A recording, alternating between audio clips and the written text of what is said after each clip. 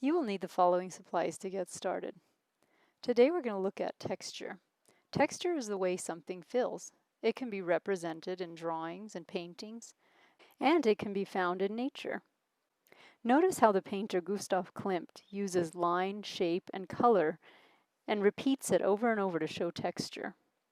You're going to be doing the same thing today, but with clay. So let's get started. You're going to take your clay out and roll it between your hands until it gets soft.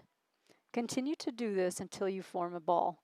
You can also try putting it down onto your piece of paper and rolling it with your hand. Once you have a ball shape, you're going to take the palm of your hand and you're going to squish it down slowly. You might have to use two hands if it's still a little hard. You'll notice that the edges get a little cracked, so you want to use your fingers and just smooth it out, because once it dries, this will just make it look nicer. Then you're going to take your toothpick and you're going to make a little hole on the top. This is where you're going to hang it up later.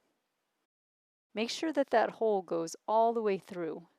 So it might look big on one side and small on the other, so you want to make sure that it's big all the way through so that you can fit some string later on.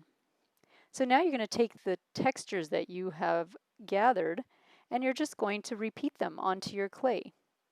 You can try this several times and redo the steps that I showed earlier if you don't like how it looks. So just have fun with the clay. If your clay does start to dry out, you can add a little bit of water, but I suggest not using too much because then it can become too soggy. So just play around with the different textures that you found and see what you come up with. Try repeating them in different ways. See what happens if you use one and then another to create pattern. Continue to do this until you have a design that you want. Once you have your clay fully textured, then you're going to let it dry overnight. This is very important because you're going to be painting it the next day. You will need the following supplies for day 2. So taking out your gold paint and your brush, you're going to paint your textured clay. Now because it is textured, you want to make sure that you get every little nook and cranny, so that means using a fair amount of paint. Continue to do this until you have completely covered both the front and the back of your piece. This paint does stain, so you want to make sure to keep it away from your clothes and also wash your hands when you're done, but it is non-toxic. Then you're going to take a piece of your paper towel and you're going to take your piece and just lightly take off some of the paint. It won't come completely off, but it'll just give it a nice shine. It'll bring out a little of the silver that's in the paint. So even though it's gold paint, it does have a little silver and it brings that out. So now you're ready to clean up. So put away your remaining gold paint, let your pieces dry fully, and then take your brush and take a small cup of water and just rinse your brush off in it. You can also do this in the sink. This is an important step because if the paint stays on the brush, then it'll dry out and harden. So you want to make sure that you clean it fully.